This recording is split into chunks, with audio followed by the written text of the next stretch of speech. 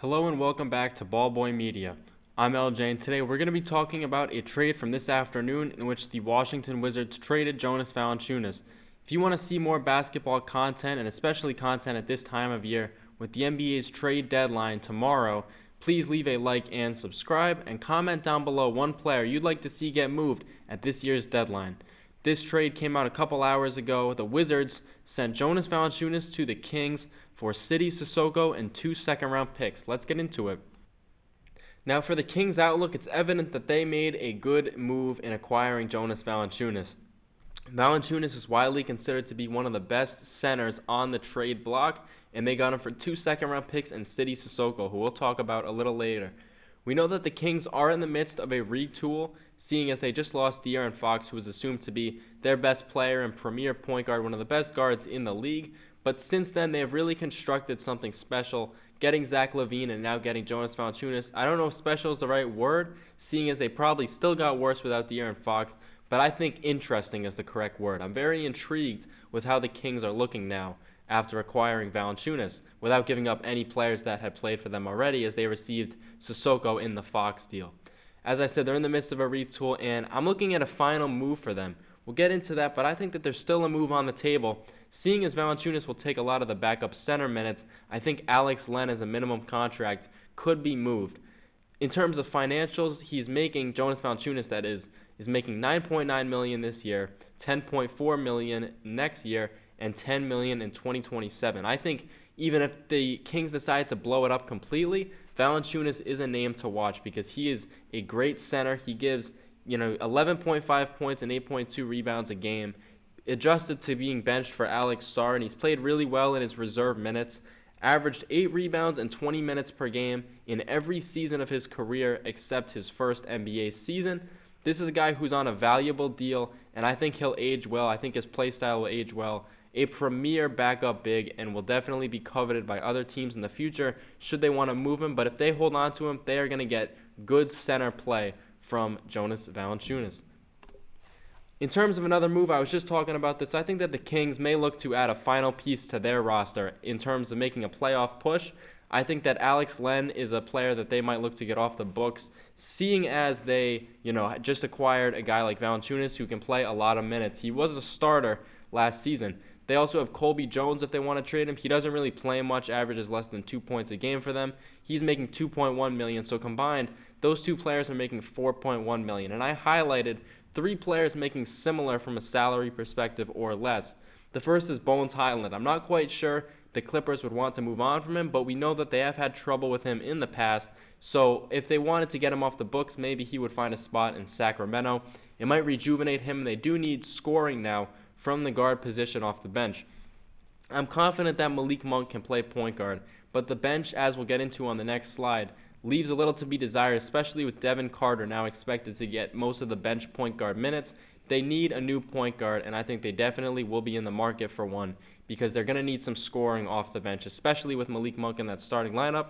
The second guy I have highlighted is Svi Mykhailiuk. He's making, cheap contract, cheap deal, and 10 points per game this season. That surprised me when I saw it. He's shooting 35.5% from 3 on 6 attempts per game.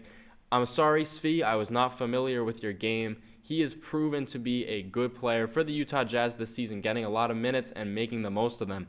The last guy I have is Javonte Green, and I think he's definitely going to get moved by the Pelicans. He's on an expiring deal, a cheap deal, and I think that with a couple second-round picks, you can have him on your team. I think the Kings should definitely inquire about Javonte Green. He's really a Swiss Army knife, plays good defense, can play offense, and does a lot of things well.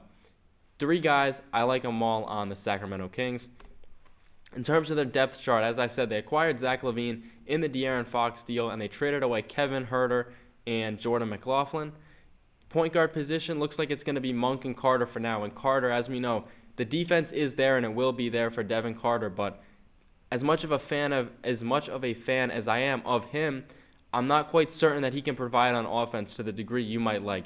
And Keon Ellis can't play all the backup minutes, especially with Zach LaVine at shooting guard. He is getting a little older, and I know he can still play 36 minutes a game and be effective, but having 2 guards that are spotty on the offensive end off the bench leads to some concerns, especially if they were to make a playoff push. Therefore, I think that they will definitely acquire a point guard, maybe a budget guard, at the deadline.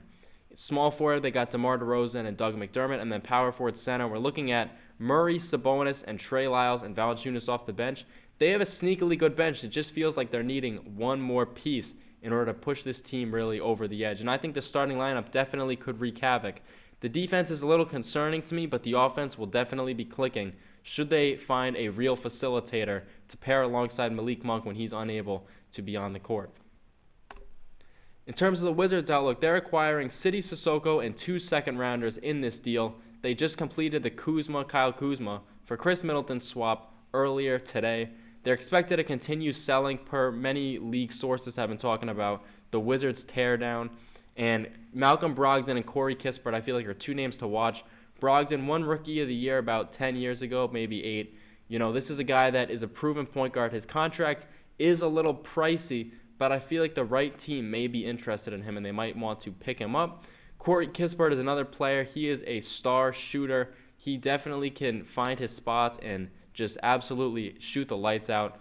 Premier three-point threat on a multi-year contract, which is very cheap. If he gets dealt, I think the price tag could be pretty high, and you might see a team pay 130 cents on the dollar, but I think it's worth it because Corey Kispert could alter a playoff team's, run to the playoffs, and I think that maybe the Lakers are a team to watch if they need another shooter. All these teams across the league, Corey Kispert is a name to watch that I watch with them. In terms of Sidy Cissoko, who they acquired in the deal, he was drafted 44th by the Spurs in last year's NBA draft.